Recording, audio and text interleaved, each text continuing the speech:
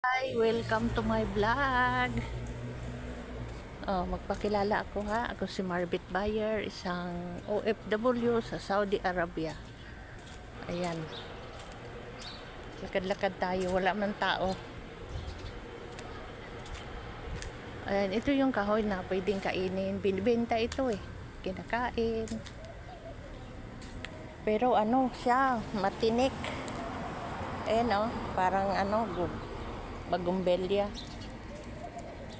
Ayun may mga dalaga doon pupunta sa tindahan. Nakaabaya. Ayun sila Pag dalaga na kasi, hindi na sila pwedeng makita ng lalaki. Kaya yun ang culture nila. Pag hindi pa dalaga, pwede pa silang walang mga takip sa ulo.